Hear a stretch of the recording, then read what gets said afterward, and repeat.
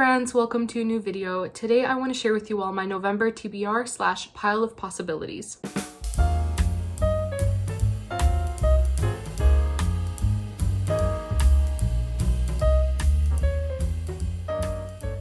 I think November is going to be a great month. Hopefully it's a great reading month as well. It's my birthday month, which I'm always very excited for, and my sister is also due, so I'll have my little baby nephew born hopefully towards the end of November. And yeah, it's just going to be a very exciting month, but October has been a great reading month, and I'm hoping that that continues into November. I definitely feel a historical fiction mood has been simmering throughout the month of October, as I have read a few, but I feel like throughout November I'll definitely want to be reading more historical fiction. And how appropriate, as a historical fiction readathon will be happening, and that is called HISTORATHON 4.0, and I'll link all the hosts in the description box below. I personally won't be following any of the specific prompts that they have set up. I just want to follow my mood and see what I can get read, but I do have a large pile of possibilities. But besides the historical fiction books that I want to read, there are a few others that are going to be prioritized. They are basically my actual TBR, the books that I 100% want to read. And the first one here is The Life of Charlotte Bronte by Elizabeth Gaskell. This one I had hoped to maybe start in October, and I think I still will. I might start this in the next few days and just kind of get a head start on it. And I am buddy reading this with a friend as well. And because it is nonfiction, I will just count this as my nonfiction November read. All I know about this is that Elizabeth Gaskell knew Charlotte Bronte. I believe they were friends. I could be wrong on that, but this is going to be a very interesting read, probably biased, but I feel like all biographies tend to have a bias. Either way, I am very, very excited to dive into this one. I'm not a huge nonfiction person, but if it's about a person that I find interesting, I'm all for a nonfiction read. So very excited for this book. I also have Once Upon a Broken Heart and The Ballad of Never After, and I plan on rereading these. I have already read them, but the third book in the trilogy is coming out in just a few days, and I want to read them all together because this one ended on a huge cliffhanger, and I just want to reread the stories, make sure I haven't missed anything important before the third one. I love Stephanie Garber's writing style, and I'm just so excited for the third book. So these two are also a must. I did mention that I went to the library, and I have a mini library haul, I guess, and these are just some historical fiction that I pulled off the shelves, and we'll see if I end up getting to them and if I like them. The first one here, I do really want to try to read it. It has a theme that is very obvious, but I do have a video planned around this theme for the month of November, so I really want to read this one, and that is Circus of Wonders by Elizabeth McNeil. And I'm not going to read through every single summary of the books here because it's going to take forever. But this one looks like it's set in Victorian era England, and it is Jasper Jupiter's Circus of Wonders as the setting. So I really find circus books interesting, and I have tried another Elizabeth McNeil. I just don't remember the title, and it didn't work for me, so I DNF'd that one. But I'm hopeful that this one will be a good one, and like I said, I love circuses, so hopefully I will get to this. I also found The Book of Lost Friends by Lisa Wingate, and I have read another Lisa Wingate, and that book was called Before We Were Yours, and I overall really enjoyed that one, so I'm definitely open to trying more of her books. I just don't know if this one is a good one. If you read this one, let me know what your thoughts were. And it looks like this one is dual timeline, set in Louisiana in the 1870s and then the 1980s. The little blurb at the top says, the dramatic story of three young women searching for family amid the destruction of the post-Civil War South, and of a modern-day teacher who learns of their story and its vital connection to her students' lives. Very intriguing, so we shall see about that one. Next up is a book whose author I've seen around everywhere, bookstores, libraries, and I've just never read anything by her, and that is Fiona Davis, and I picked up The Chelsea Girls, and I know nothing about this at all. It says, the bright lights of the theater district, the glamour and danger of 1950s New York, and the wild scene at the iconic Chelsea Hotel come together in a dazzling new novel about the 20-year friendship that will irrevocably change two women's lives. And it looks like this one spans a couple decades, from the 40s to the 60s. Let me know if you've read this and what your thoughts were. This next book I'm also going to try to prioritize, and I'm so glad I found it at the library, and that is Crow Mary by Kathleen Grissom. And this one is actually be the group read for HISTORATHON 4.0. So I'm very, very excited. I've never read anything by this author, but I have heard of The Kitchen House and it has a lot of high praise. So I'm hoping this one's a good one. And this one I don't know much about, besides it is about a woman who is indigenous and she marries a white fur trader.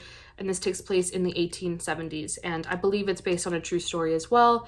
So it's just about her life kind of balancing those two worlds, if you will. So I'm very, very, very intrigued by this one and I'm hoping I can get to it. I have two more books that I picked up from the library. We have Her Lost Words by Stephanie Marie Thornton. This one I've heard very mixed things about, but I'm still very, very intrigued and would love to read it because it's about Mary Shelley, the author of Frankenstein, as well as her mom. So it's set in the 1700s and the 1800s and it's about both of them and the various things that they deal with and go through and all of that. And it says, a tale of two literary legends, a mother and daughter discovering each other and finding themselves along the way. I'm not sure this will work for me. I guess it really depends on the way the story is told and the themes and all of that. But as a lover of Frankenstein, I love that book so much. I'm very, very intrigued. The last library book here is The Woman at the Wheel by Penny Ha. And this one I mentioned in my anticipated releases video for the rest of the year.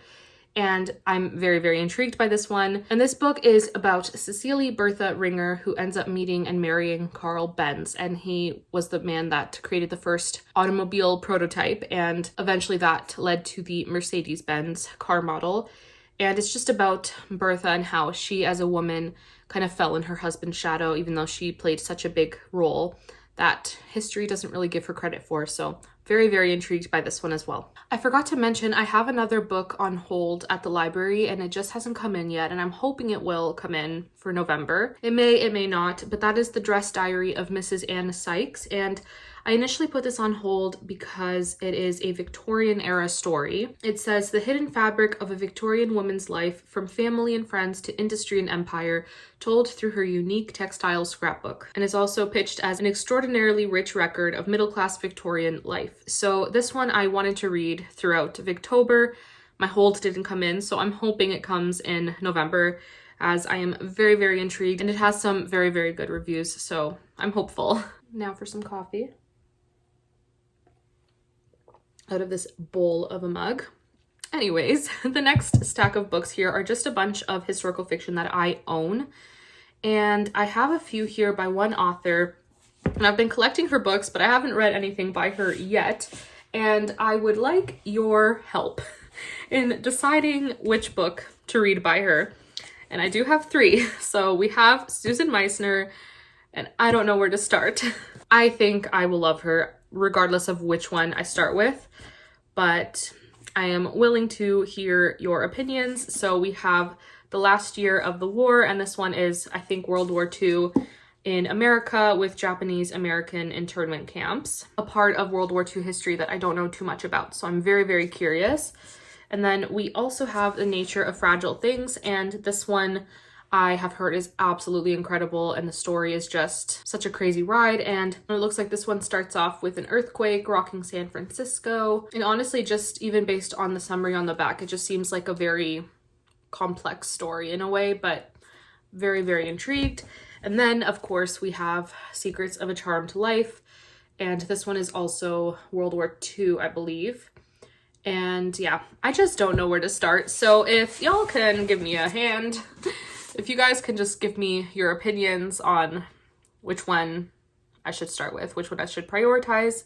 I really, really want to read a Susan Meissner. November just needs to be the month that I start reading her books, and where should I begin? Give me your advice. I have another book here that I recently hauled, and it is set right as the Victorian era is about to begin, and that is Miss Eliza's English Kitchen, a novel of Victorian cookery and friendship. And this one just sounds so cozy and so simple, but heartwarming at the same time. And it's based on a true story. It's about the first woman to basically create a cookbook, the cookbook as we know it. So I'm very, very intrigued. And I believe the main central themes are friendship and food. So I'm very, very excited. And I'm really hoping I can get to it in November. I also have The Siren of Sussex by Mimi Matthews, and it's another Victorian era, I believe, clean romance. And I just got the audiobook for it through Libby. So This one is probably going to be read as well, and I'm very intrigued. I'm like really feeling this historical fiction mood come on. I want to read everything here. But I also haven't read Ruta Sepetys in a while, and I have a couple books here by her that I still have to read. We have Out of the Easy and Salt to the Sea. I'm leaning more towards Salt to the Sea because I believe there is a crossover between a character from this book and Between Shades of Grey. I could be wrong, but I believe this is the book where there's a character that is mentioned in Between Shades of Grey. And this one sounds very interesting, but this one's a bit shorter. I'm not sure. So let me know which one of these two you think I should read as well. I also have The Number of Love by Rosanna M. White. It has been a long time since I've read anything by this author, and I want to rectify that. And this one is about a girl named Margot who works with England during World War II. She is a code breaker. She's a very, very intelligent woman. And she's also the sister of one of my favorite characters from another series. So I'm excited to get into this book and see more of this character as well. And then this last book on my pile of possibilities, this one is probably going to happen. I think this one's going to be prioritized as well. And that is Marmee by Sarah Miller. This one, I just cannot wait to read. It is basically Little Women told from the perspective of Marmee. And I'm also going to be starting Little Women. It'll be my 4th time, I believe, reading the book. And that one I plan on reading throughout November and December. So I just forgot to bring it off my shelf and mention that. But this one I think will be a 5-star. It's a 5-star prediction. If it's not 5 stars, I will be very sad. But here's to hoping this one is a huge win. And those are the books on my November pile of possibilities and TBR, if you will.